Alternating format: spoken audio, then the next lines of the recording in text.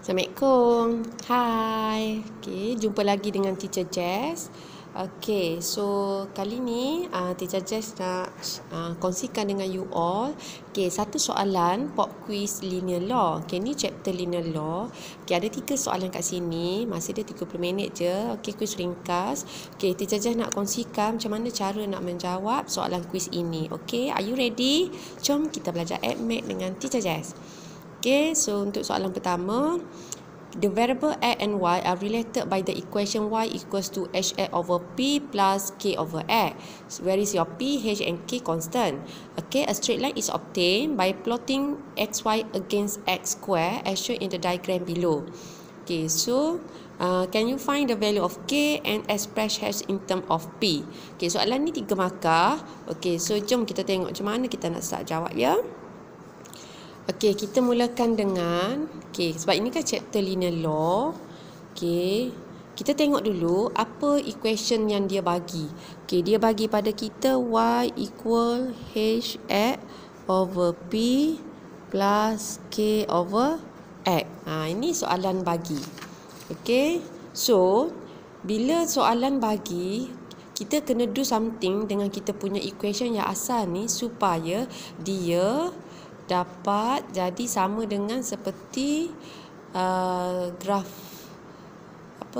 kuantiti dekat graf yang dia bagi tu. Okey, kalau kita tengok kat sini, sekejap. Okey, graf dia bagi sini xy kuantiti dia. Yang ini x square. So maksudnya kita kena do something supaya ini adalah kita punya y at z, ini adalah kita punya x at z. So kita kena change sikit dekat kita punya y ni. Maksudnya dekat sini kena tukar jadi xy. Macam mana tu kita nak buat tu? Okay, and then dekat sini kita punya x kita adalah x square. Okay, kita kena do something dekat sini. Sebab kita kan tahu kan apa general equation kita. Okay, general equation kita, kita kena buat kepada y equal mx plus c. So y yang inilah kita punya xy dengan x ini kita jadi x square. Okey, so jom kita start. Okey, kat sini teacher tengok. Okey, kita nak xy kan. So maksudnya kita kena darab dengan x kat sini. Okey, so bila kita darab dengan x, semua orang kena darab dengan x. Semua orang kena darab dengan x. Okey, siapa tu yang kena darab dengan x? Okey, kita ada left hand side, right hand side dalam equation ni. So, kita darabkan dengan x. Okey, y kita ni. Yang ni pun sama juga, darab dengan x. Okey, kita punya hx over p plus dengan yang ini pun sama juga, kita darabkan dengan x. Okey, k over x. So, hasilnya kita akan dapat. Okey, so ini x, y. Okey. So yang ini akan jadi h x square over p. Sebab ni sama-sama x kan? Okey, and then kita ada yang ini jadi yang ini sebab dia ada x dekat bawah, so kita boleh simplify, tinggal k. Okey, and then kita cuba tengok balik.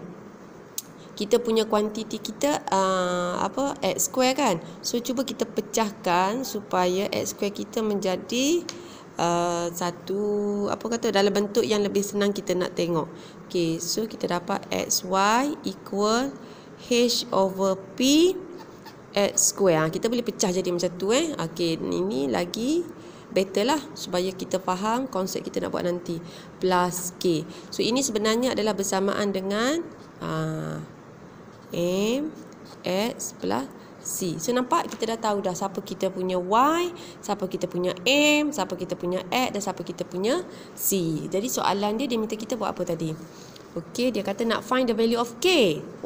Maksudnya you all nampak tak sekarang? Siapa k kita sekarang? K kita adalah c. Betul tak? Jadi kalau kita tengok daripada gambar, c ni apa? C ni adalah y intercept pintasan y. So kalau kita tengok daripada graf, nampak tak? AA dah ada dah dekat y-intercept kita ni, iaitu 17. So kita pun dapatlah jawapan kita yang pertama ialah apa? Dia nak K kan? Kita kena tulis K lah. So jawapan A, kita tulis sini lah. K, A, jawapan dia K sama dengan 17. Okey. So kita dapat 2 markah dekat sini. Okey, siapa dapat jawapan betul? Okey, boleh tanda jawapan you all dan dapat 2 markah. Okey, macam mana you dapat 2 markah? Okey, kalau teacher ada tengok dengan you punya homework, okey, bentuk yang ini ataupun yang ini, either one. Okey, kat sini dah dapat B1. Okey. Okey, so ni markah 1 lah.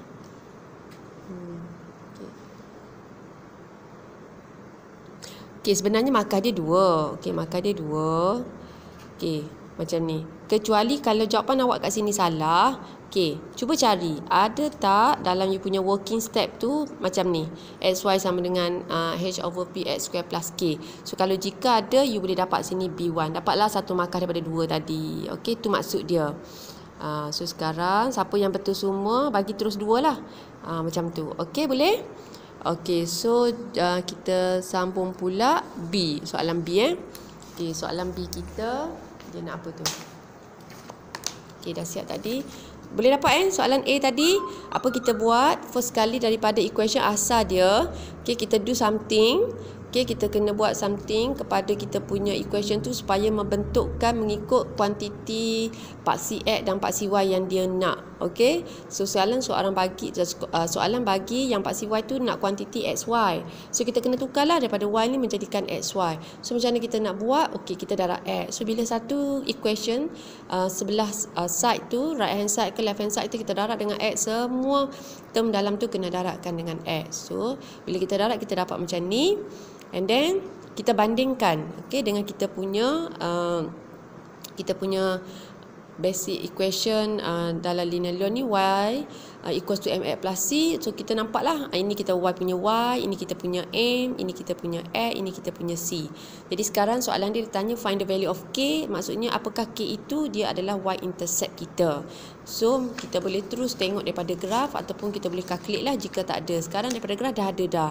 Okey, tu yang kita dah dapat dah jawapan kita, iaitu k sama dengan 17. Okey, sekarang soalan B kita nak jawab. Kita letak tepi ni dulu. Okey, soalan B dia tanya apa tu? Okey, express H in term of P. Oh, dia nak express H in term of P. So maksudnya daripada A tadi kita ada dapat apa? Kita ada dapat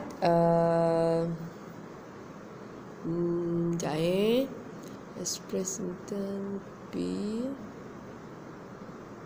Okey, kita dapat ini kan, xy equals H over P X square plus K.